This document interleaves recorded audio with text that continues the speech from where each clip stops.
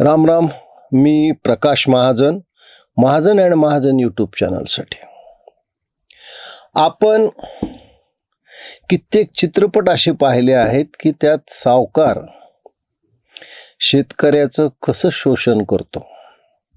म्हणजे 2 बिघा जमीन असू द्या, मदर इंडिया असू द्या, किंवा मराठीतील अशोक सराफ आणि रंजनाचा गाजलेला चित्रपट आरे संसार, या सगळ्या गोष्टीमध्ये जे सावकाराचं वर्णन केलेलं आहे.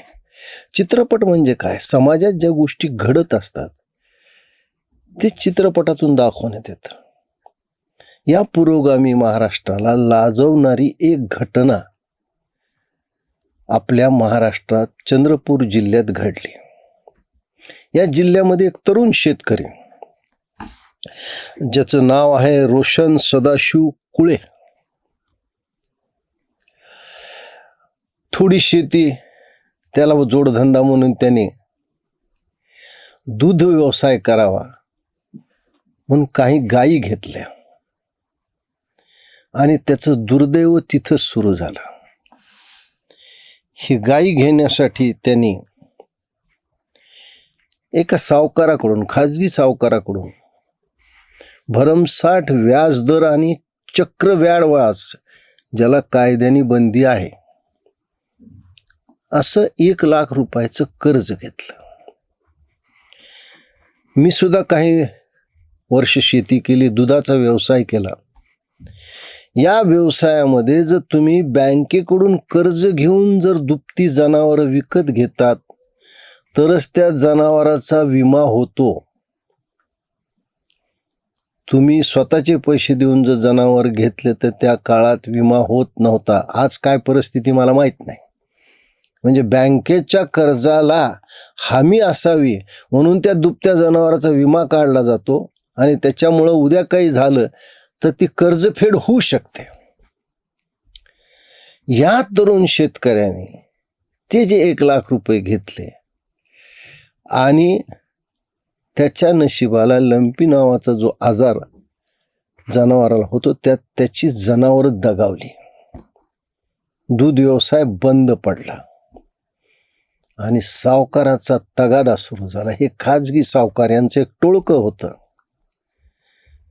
आणि यांनी रोज त्याच्यावर जवळपास 10,000 रुपये व्याज घ्यायला सुरुवात केली. म्हणजे 1 लाख रुपयासाठी त्यांनी आपली मोटरसायकल विकली, आपलं ट्रॅक्टर विकलं, 3.5 एकर जमीन विकली, तरी कर्जाचा डोंगर त्याच्या डोक्यावरून कमी झाला नाही. त्याच्यावरून कर्जाचा डोंगर कमी झाला नाही. हताश निराश झालेला हा तरुण शेतकरी शेवटी याला कुणीतरी सुचवलं की बाबा तू तुझी किडनी विक आणि यांचे पैसे चुकते कर. म्हणजे या देशामध्ये, या कृषीप्रधान देशामध्ये शेतकऱ्याला कर्ज फेडण्यासाठी किडनी विकावी लागते.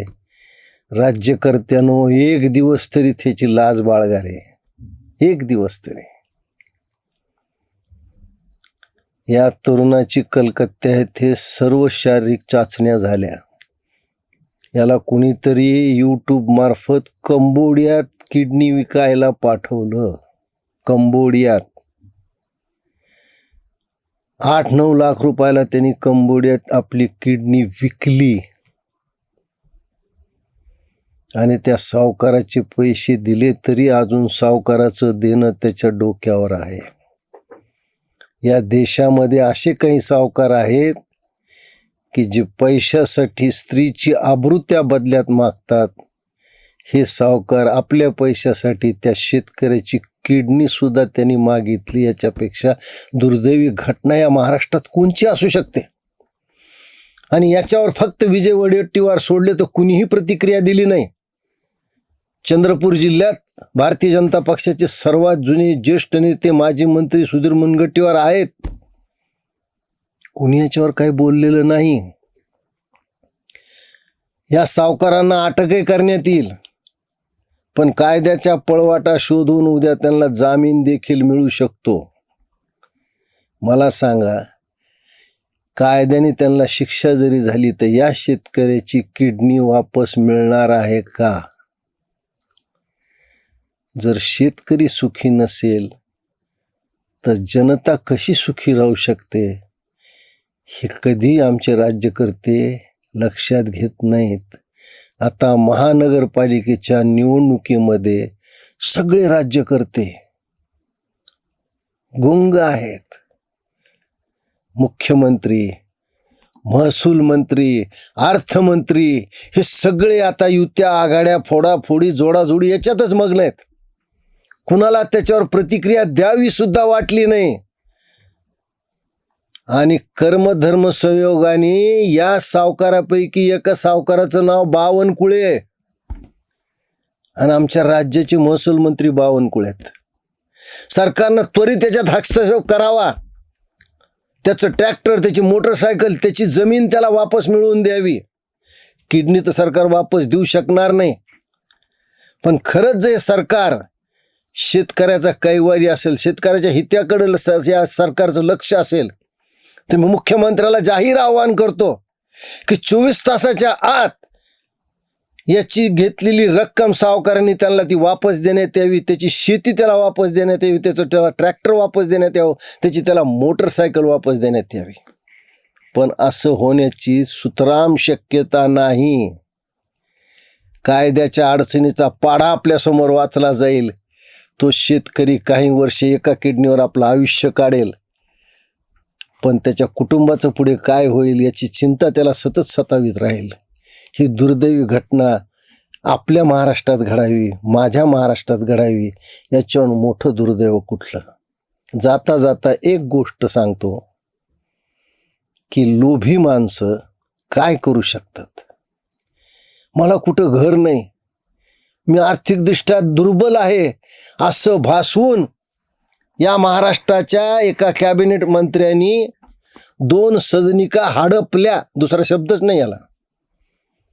कोर्टानं त्यांची शिक्षा कायम ठेवली आहे. 2 वर्षाची शिक्षा कायम ठेवली आहे.